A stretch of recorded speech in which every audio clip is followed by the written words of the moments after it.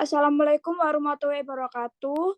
Di sini kami dari kelompok 4 yang beranggotakan Diva Salsabila dengan NIM 211101025, Vidya Rahmatil Safrila dengan NIM 211101009, dan saya Maulidia Fatihah Rizky dengan NIM 211101017 ingin mempresentasikan untuk mata kuliah Ilmu Kesehatan Masyarakat dengan tema JKN atau Jaminan Kesehatan Nasional.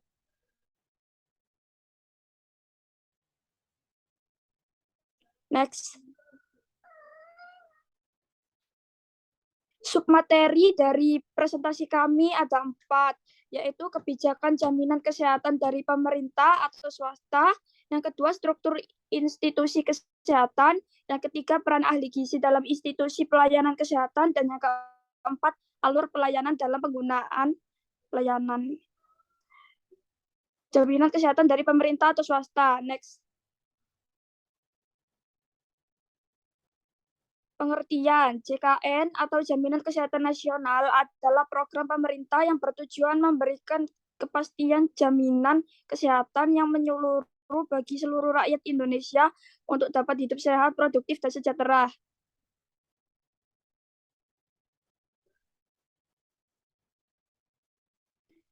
Poin 1, kebijakan jaminan kesehatan dari pemerintah atau swasta.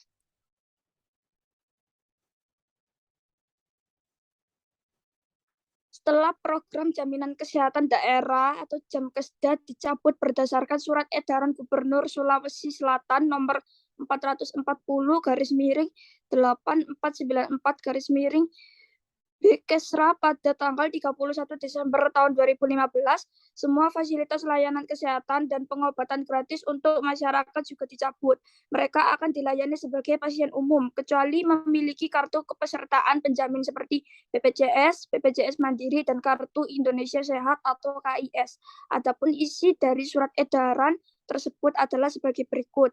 Nomor 1, program jaminan kesehatan daerah atau kesehatan gratis dinyatakan berakhir sejak tanggal 31 Desember tahun 2015 pukul 24.00 WITA dan diintegrasikan ke dalam program jaminan kesehatan nasional atau BPJS Kesehatan mulai tanggal 1 Januari tahun 2016 pukul 00.00 WITA.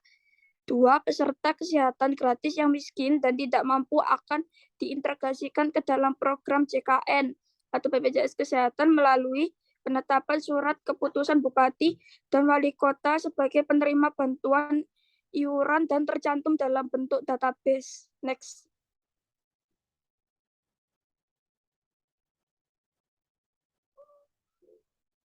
Tiga, peserta penerima bantuan iuran atau PBI lokal yang masuk di rumah sakit pertanggal 1 Januari tahun 2016 tapi belum memiliki kartu BPJS tetap akan ditanggung atau dibayarkan oleh BPJS sepanjang yang bersangkutan terdaftar dalam database SK Bupati atau Wali Kota.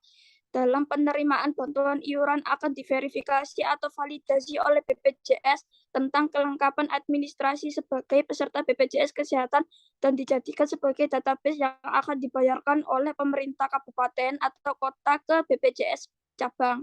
Nomor 5, peserta penerima bantuan iuran atau PBI lokal yang telah ditetapkan dengan surat keputusan Bupati atau Wali Kota akan dibayarkan ke BPJS Kesehatan dengan besaran premi Rp23 per orang per bulan selama 1 tahun anggaran dengan hak pelayanan kesehatan kelas 3.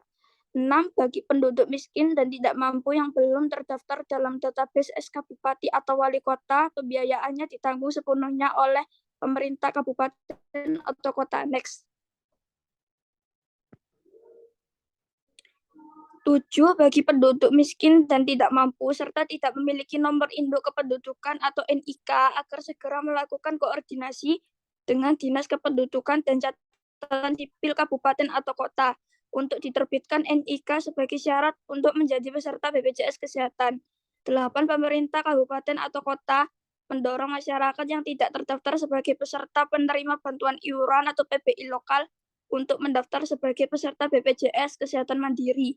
9, pemerintah kabupaten atau kota yang belum berintegrasi dengan BPJS Kesehatan, maka seluruh pembiayaan untuk masyarakat miskin dan tidak mampu akan ditanggung sepenuhnya oleh pemerintah kabupaten atau kota. Next. Nomor 2, struktur institusi kesehatan.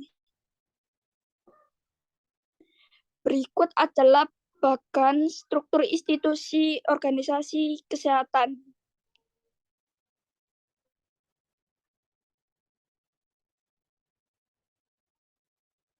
Untuk poin selanjutnya bisa dilanjutkan. Baik, yang ketiga ada peran ahli gizi dalam institusi pelayanan kesehatan. Peran ahli gizi dalam institusi pelayanan kesehatan.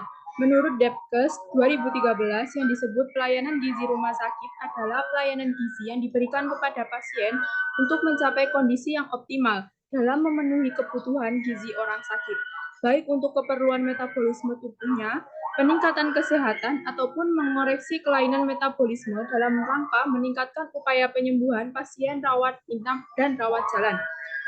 Kemudian mengingat pentingnya hal tersebut, perlu disadari dengan sepenuhnya bahwa peranan dan fungsi dari pelayanan gizi di dalam rumah sakit sangatlah penting, baik dalam segi pelaksanaan, rujukan maupun dalam melaksanakan intervensi gizi secara paripurna atau general terhadap pasien di dalam sebuah rumah sakit.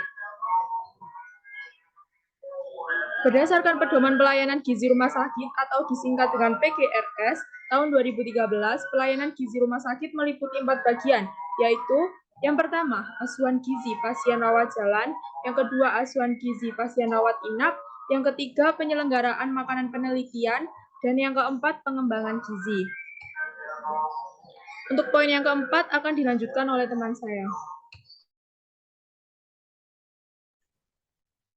Baik, untuk yang keempat ada alur pelayanan dalam penggunaan jaminan kesehatan dari pemerintah atau swasta.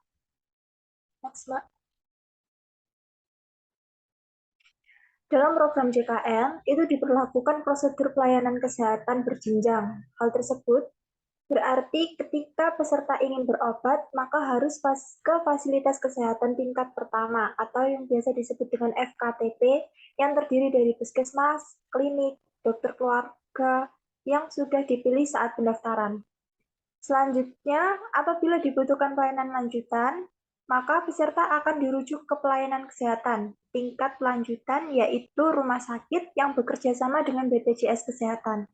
Namun, prosedur ini dikecualikan apabila peserta membutuhkan pertolongan kegawat darurat, di mana peserta dapat langsung mengakses UGD di rumah sakit terdekat. Hal ini tertuang dalam Peraturan Presiden Republik Indonesia Nomor 12 Tahun 2013 tentang Jaminan Kesehatan. Selain itu juga dijelaskan mengenai berbagai kanal yang dapat dimanfaatkan peserta secara mudah dengan memanfaatkan smartphone, sehingga kontak fisik bisa diminimalisir sebagai upaya pencegahan penularan infeksi COVID-19. Next, Mbak.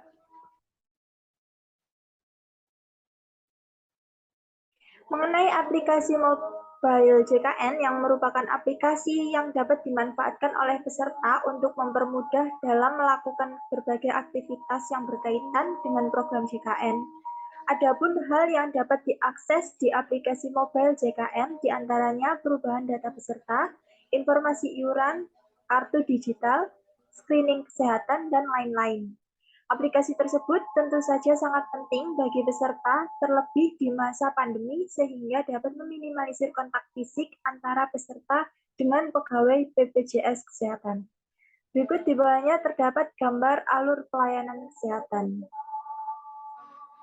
Next, Mbak. Ya, terima kasih.